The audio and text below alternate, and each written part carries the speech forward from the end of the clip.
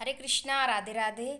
आज आपको फिर से एक सत्य कहानी सुनाते हैं मेरे प्यारे बांके बिहारी जी की, लड्डू गोपाल जी की। एक माँ जी थी, वो लड्डू गोपाल जी की बहुत सेवा करती थी। उनके एक बहू भी थी। बहू के मन में बहुत भाव उठता था कि मैं भी सेवा करूं, लेकिन वो माँ जी के डर से बोल नहीं सकती थी।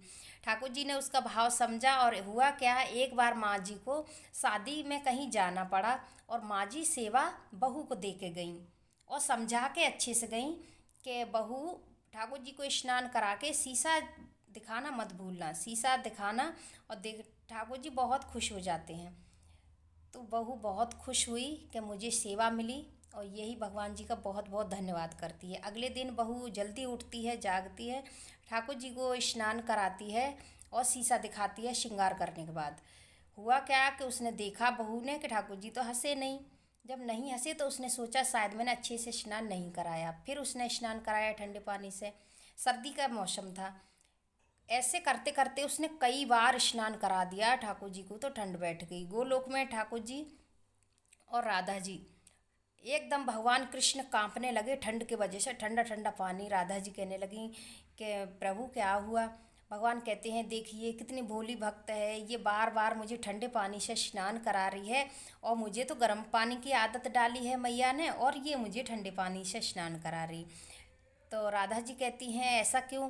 कहा कि वो माँ जी हैं, वो इससे बोल के गई हैं कि ठाकुर जी जब अच्छे से स्नान कर लेंगे, श्रृंगार कर होने के बाद वो शीशे में हंसते हैं। मतलब सुनने में थोड़ा सा कन्फ्यूजन हो गया, तो इसने ये समझा कि ठाकुर जी हंस जाएंगे, मतलब शीशे में खुश हो जाएंगे, तब ये समझेगी कि ठाकुर जी खुश हैं।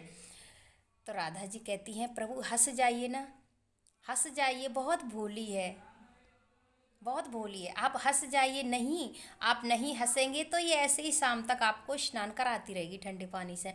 हाँ हाँ, भगवान कृष्ण कहते हैं हाँ हाँ राधे, आपने बहुत अच्छा कहा। जैसे ही इस बार उसने स्नान करा के शीशा दिखाया, ठाकुर जी खिलखिला के हंस गए। बहुत खुश हुई वो।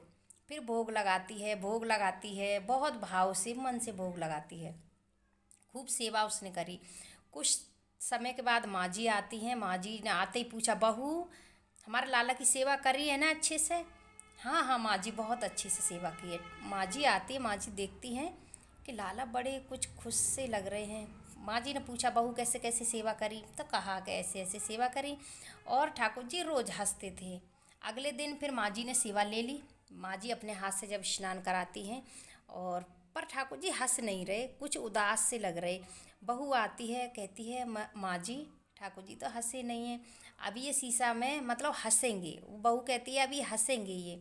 सासू माँ थोड़ी ज्ञानी ध्यानी थी, तो वो सोचती है ठाकुर जी थोड़ी हंसते हैं। बहू समझाती है माँ जी शीशा दिखाने पे हमारे ठाकुर जी खुश होंगे, हंसेंगे। लेकिन सासू माँ को ऐसा कहा नहीं भूली है। फिर बहू ने जब शीशा दिखाया तो ठाकुर जी सच में बहुत हंस गए। फिर अंत में क्या हुआ, वो सेवा माँ जी ने बहू को ही सेवा दे दी ठाकुर जी की। कहा बहू, इस सेवा की असली हकदार तो तू ही है, ठाकुर जी तेरे से खुश हैं, तू बहुत भोली है और तुझे ही ये सेवा करनी है ठाकुर जी की। माँ जी ने सेवा बहू को सौंपी, क्योंकि ठाकुर जी हमारे बहू से ही बहुत प्रसन्न थे, बहुत खुश थे।